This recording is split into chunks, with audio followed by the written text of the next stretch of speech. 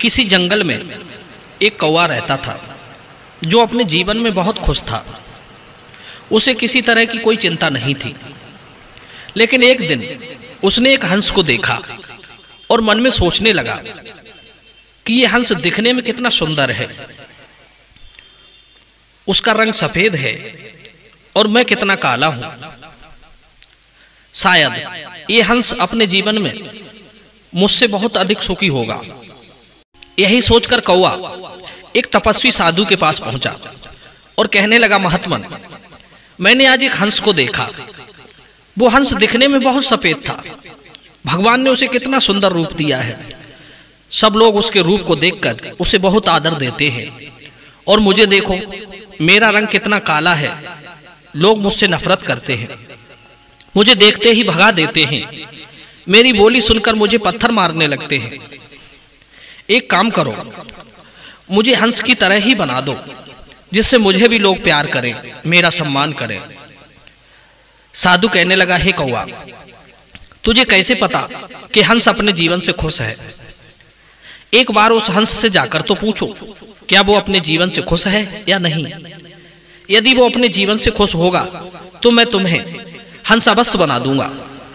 महात्मा जी की बात सुनकर कौवा दौड़ा दौड़ा हंस के पास आया और पूछने लगा, हे हंस भाई, तुम तो अपने जीवन में बहुत खुश होगे, क्योंकि भगवान ने तुम्हें कितना सुंदर गोरा रूप दिया है।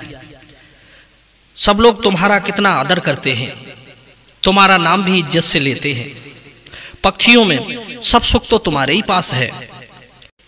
हंस कहने लगा, हे कौवा भाई, मुझे भी पहले ऐसा ही लगता था कि मैं दुनिया में सबसे सुंदर और सुखी पक्षी हूं। लेकिन जब से मैंने तोते को देखा है, तब से मेरा वो अभिमान चूर चूर हो गया। मुझे भगवान ने इतना सफेद बना दिया है जो मैं दूर से ही दिख जाता हूं। रात्रि में भी लोग मुझे देख लेते हैं। हर समय डर बना रहता है कि कहीं कोई शिकारी अपने बाण का निशाना न बना दे। मौज तो उस तोते की है जिसे भगवान ने दो दो रूप दिए हैं। हरे हरे वृक्षों पर बैठता है, मीठे मीठे फल खाने को मिलते हैं, लोग उसे देखते ही रहते हैं। मेरे पास तो सिर्फ सफेद ही रंग है। मुझे लगता है कि तोता सबसे सुखी पक्षी है। हंस की बात सुनकर कौवा तोता के पास दौड़ा दौड़ा गया और कहने लगा, अरे तोता भाई, आप तो दुनिया में सबसे अधिक सुखी और खुश होंगे, क्योंकि भगवान ने आपको कितने सुंदर दो रंगों से बनाया है, हरा रंग और लाल रंग। हरे रंग से आपके शरीर को बनाया है और लाल रंग से आपकी चोंच कितनी सुंदर लगती है। मुझे देखो, मैं कितना काला हूं। कौवा की बात सुनकर तोता कहने लगा, भाई, पहले तो मैं भी यही सोचता था कि मैं सबसे सुंदर पक्षी हूं, लेकिन जब से मैंने मोर को देखा है, तब से मेरी वो गलतफहमी दूर हो गई। क्योंकि भगवान ने मुझे तो सिर्फ दो ही रंग दिए हैं, परंतु मोर के पास तो बहुत रंग है। कितना सुंदर रूप है, कितने सुंदर पंख हैं।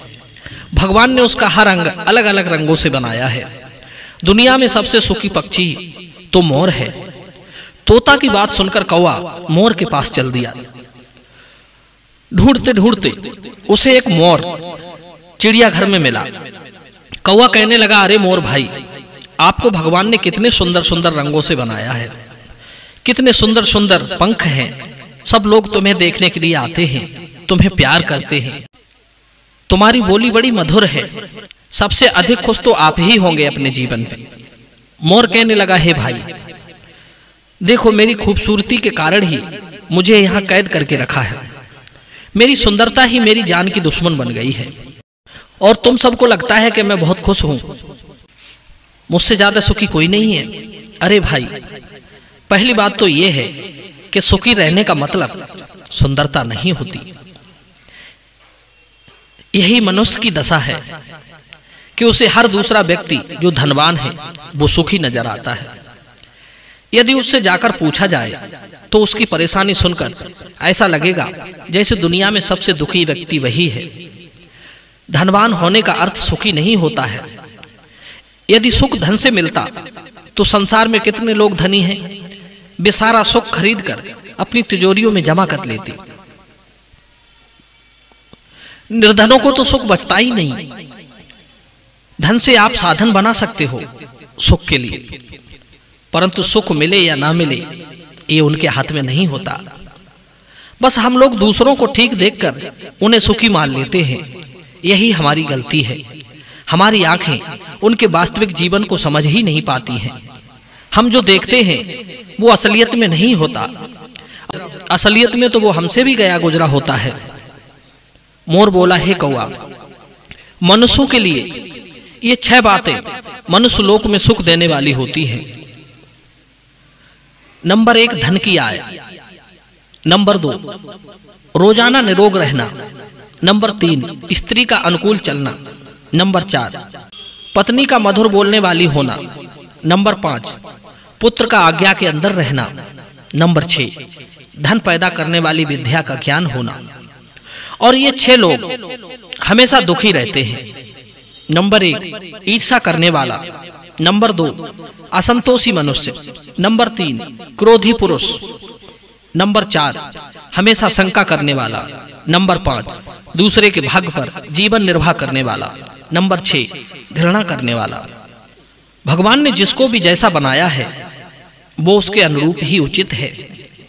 सुखी रहोगे तो उसी में रह लोगे, अन्यथा सुख तो विधाता ने किसी को दिया ही नहीं। हम अपने मन की कल्पना से ही सुख समझते हैं और मन की कल्पना से ही दुख समझते हैं। दोस्तों, यह वीडियो आपको पसंद आया हो तो वीडियो को लाइक करना, शेयर करना और चैनल को सब्सक्राइब करना। आप सभी दर्शकों का बहुत बहुत धन्यवाद। जय श्री कृष्ण।